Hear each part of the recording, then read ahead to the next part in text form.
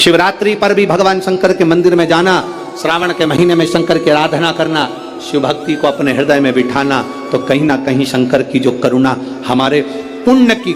एक बच्चा एक गुल्लक भरता है तो फोड़कर गिफ्ट लाता है, फोड़कर जब गिफ्ट लाता है तो वह अपने प्रयोग में लेता है। जब हमारे पुण्य की गुल्लक भराती है तब जाकर अपने परिवार में, अपने क्षेत्र में एक बार शिव महापुराण की कथा हो पाती है।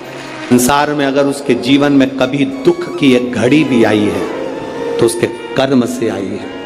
उसने जो पूर्व में कर्म किया होगा उसके अनुसार उसको एक दुख की घड़ी में भोगना पड़ा है। पर उस दुख की घड़ी में पार्वती, अगर उसने भूलवश भी मुझे याद किया, शंकर कहते हैं मैं उसी क्षण उसके दुख को मिटाने के लिए संसार सागर में पहुंच जाऊंगा। मैं वचन देता हूं। ये माता पार्वती जी को शिव जी ने 2 वचन दिए। पार्वती एक, शिव और शक्ति का बल व्रत उपास साधना तप करने वाले को मिलता है। नवरात्र का व्रत करने वाले कई लोग नंगे पैर चलते हैं, कई लोग एक समय दूध लेते हैं, कोई कहता है कि मैं लौंग पर व्रत करता हूं, कोई अपने शरीर पर जवारे बो लेता है, कोई कुछ नियम धारण करता है, कोई कुछ नियम धारण करता है। सारे नियम व्रत साधना तप जितने लोग करते हैं, घबराने की जरूरत नहीं।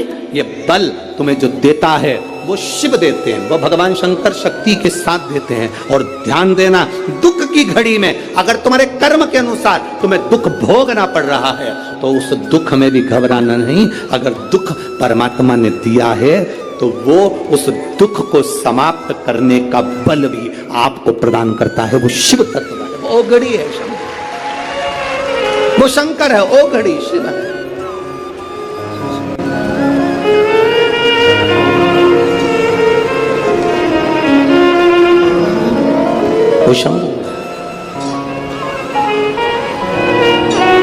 आपके बल को जो बढ़ा रहा, आपके विश्वास को जो दृढ़ कर रहा, उसे निवेदन बड़ा सुंदर भाव से फिर निवेदन करूंगा। जिसका बेटा, जिसका बच्चा मंद बुद्धि हो, विवेक काम नहीं कर रहा, बुद्धि काम नहीं कर रही, चित्त काम नहीं कर रहा, बहुत चिड़चिड़ा, बहुत उचिष्ट, विवेक काम नहीं कर रहा, बुद्धि काम नहीं कर रही। हाँ, यहां तक शिव महापुराण की कथा कहती है, एक बीमारी होती है जिसमें नसें शरीर की काम करना बंद कर देती है, और वो उस बीमारी का इलाज पूरे बाहर विदेश में भी नहीं है, जिसमें धीरे धीरे धीरे धीरे नाड़ियां नसें बंद होती चली जाती है, पांव हाथ काम करना बंद कर देता है, फिर वाणी कम हो जाती है, नयन दिखना बंद हो जाता है, शरीर बेकार। उसके लिए भी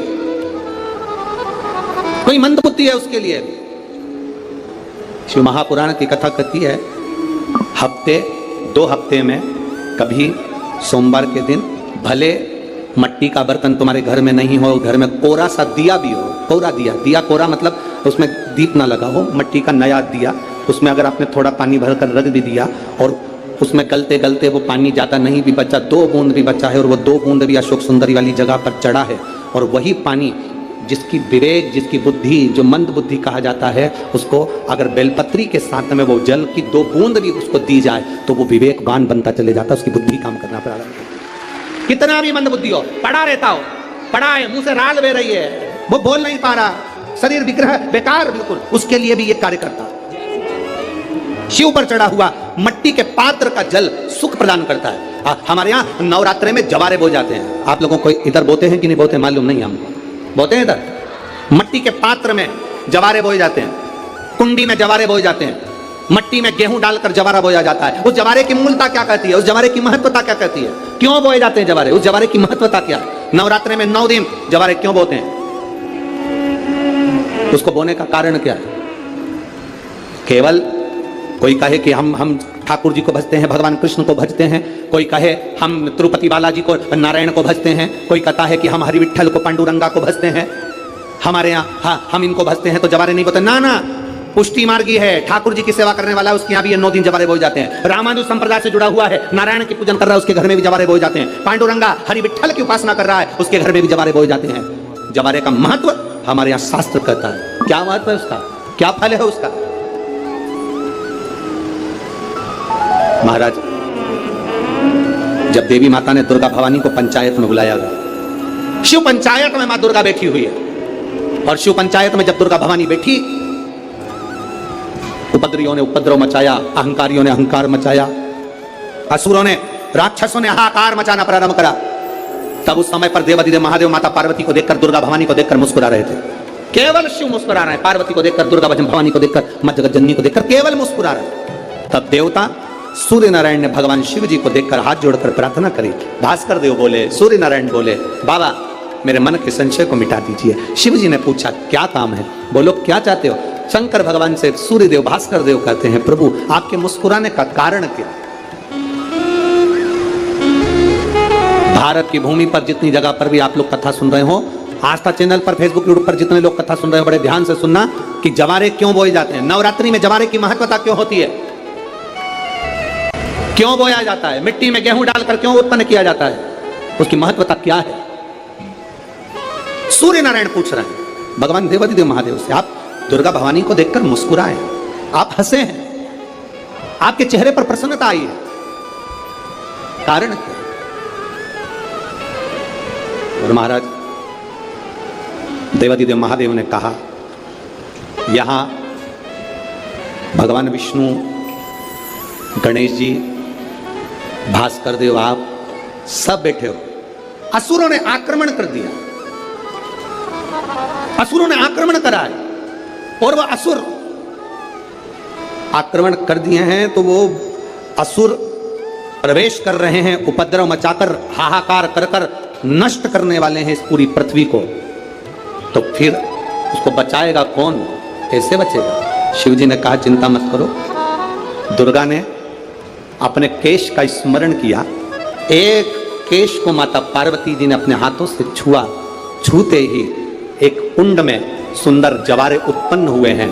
जब तक वो जवारे बड़े नहीं हो जाते, जब तक वो जवारे थोड़े प्रबल नहीं हो जाते, तब तक एक भी असुर प्रवेश नहीं कर सकता, हाहाकार नहीं मचा सकता और अंदर आ नहीं सकता। शिव महापुराण की कथा कहती है, जवारे जिसके यहाँ बोए जाते हैं, जवारे का, आप लोग कहते हैं कहीं पर देवी जी बैठी हैं, किसी के यहाँ मिट्टी की मूर्ति आई, 21 फीट की, 41 फीट की, 15 फीट की, 10 फीट की, 25 फीट की देवी जी की प्रतिमा स्थापना हुई, लोग कहते हैं हम देवी जी का दर्शन करने जा रहे हैं, दुर्गा जी का दर्शन करने जा रहे हैं। शिव महापुराण की कथा कहती है वो दुर्गा जी का दर्शन नहीं, देवी का दर्शन नहीं, नवरात्रि में जहां जवारे बोए जाते हैं वहां मात्र आप पांव रखते हैं तो अपने घर में से क्लेश दूर हट जाता है, अहंकार दूर हट जाता है, अभिमतता दूर हट जाती है, तकलीफें दूर हट जाती है। जिसके घर में जवारे बोए जाते हैं वहां से अहंकार, काम, लोभ, आसक्ति, वासना, तृष्णा और दुख, तकलीफें दूर हट जाती है। तो जवारे का मूल का तत्व आनंद, सुख।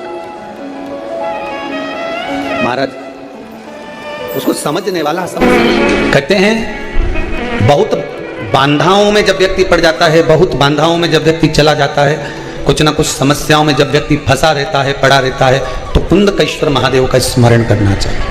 एक प्रयास और करना, छोटा सा प्रैक्टिकल करने में क्या जाता है। दुकान पर ग्राहक नहीं आ रहे ना, आधा घंटा हो गया कोई ग्राहक नजर नहीं आया, फालतू बैठे हो ना दुकान पर, जब ग्राहक नहीं आता तो फ्री हो, तो एक काम करो, कोई भी जरा सा हाथ में पानी लेकर कुंदकेश्वर महादेव के नाम से 51 बार, 21 बार बोलकर, 11 बार बोलकर वो पानी को दरवाजे पे छीट दो।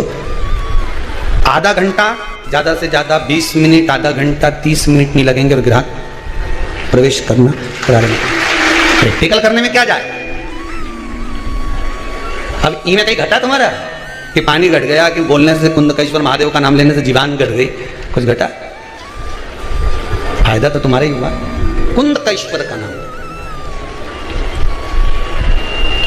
कोई काम अटक रहा है, शहद जल के पात्र में डालिए और थोड़ा सा गंगा जल डालकर इसी श्राद्ध पक्ष में किसी भी दिन जब तुम्हारा मन पड़े तब शंकर जी को समर्पित कर और साथ में एक लोटा पानी, एक कलश जल का अलग से लेकर जाओ। जब शहद का जल शंकर जी को समर्पित कर दो, उसके बाद सादा जल शंकर जी को अवश्य समर्पित करके। शहद का जल बांधाओं को हर लेता है, बांधा को हरता है। हम तो कई बार बच्चों से कहते हैं, अगर कोई बच्चा कंपटीशन एग्जाम में बैठ रहा है, इंटरव्यू दे रहा है या कोई एग्जाम में नहीं निकल रहा है, तो प्रयास करना, बेलपत्री का जो बीच वाला पत्ता होता है, इस पत्ते पर शहद लगाकर हथेली में रखकर अंगूठे से इसको इस तरह से दबाकर शिव जी के कुंदकेश्वर महादेव का नाम लेकर अपनी मनोकामना कर कर शंकर भगवान का जो शिवलिंग है उस शिवलिंग पर इस बेलपत्री के पत्ते को चिपका कर आ जा और एग्जाम देने जा। बाबा निफ्टी का सब काम कर।